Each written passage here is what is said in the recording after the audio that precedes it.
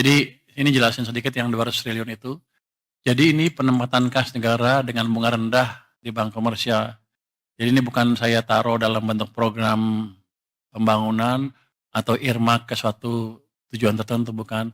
Hanya taruh itu di perbankan. 55 triliun di Mandiri, 55 di BNI dan BRI, di BTN 25 triliun dan di BSI 10 triliun. Ini bunganya 80% dari bunga acuan BI, tidak digunakan untuk pembelian SBN syaratnya ya. Dan tenor 6 bulan itu dapat diperpanjang, jadi sebetulnya nggak ada tenornya itu. Jadi kalau bank nanya apakah kami boleh meminjamkan jangka panjang, boleh aja. Saya akan jaga supaya mereka nggak keganggu, saya juga nggak keganggu. Dan kalau saya lihat dari sejarah stok uang kita di bank sentral, harusnya saya nggak akan pernah terganggu, masih amat banyak, masih cukup. Ya hanya mereka nyaruh sekitar 400 triliun atau lebih sepanjang tahun, hanya pindahin sebagian. Ini dampaknya ke likuiditas naik, cost of fund jadi turun. Si Pak Hotman Paris ya, protes sama saya katanya. Waktu dia memperpanjang depositonya, bunga jadi turun, dia jadi rugi katanya. Emang itu tujuan saya.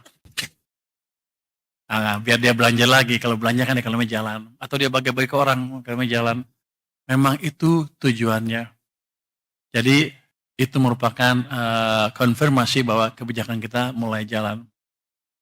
Konsumsi dan investasi akan naik karena bunga turun dan multiplier effect untuk pertumbuhan ekonomi akan kelihatan semakin signifikan.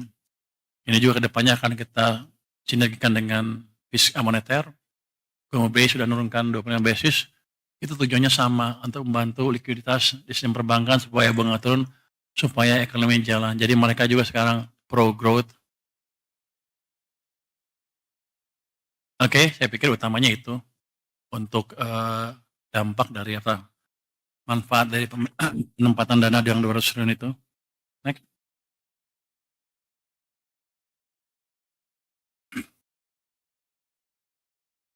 Ini Danantara katanya, kalau Danantara hidup katanya akan bisa memberi dorongan tambahan ke ekonomi. Yang di bawah kiri adalah kontributor investor terhadap investasi. Kita harapkan nanti di tahun 2026 investasi mencapai 7.450, di mana swasta 6.200, BUMN dan antara 720, dan pemerintah 530.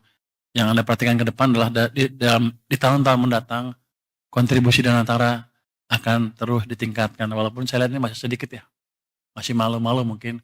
Tapi saya yakin ke depan kalau udah jalan, dia tumbuhnya akan lebih cepat dari sekitar 980 triliun di tahun 2029. Oke. Next.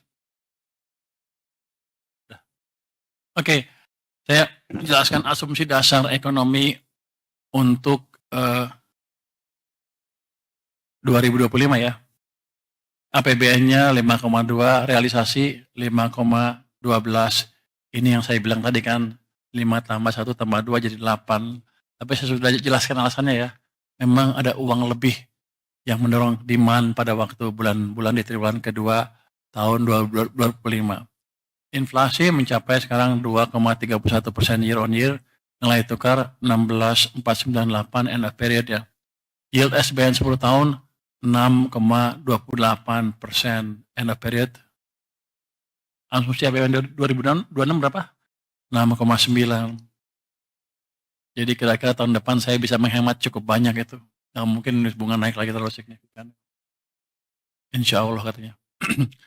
Download Tribun X sekarang. Menghadirkan lokal menjadi Indonesia.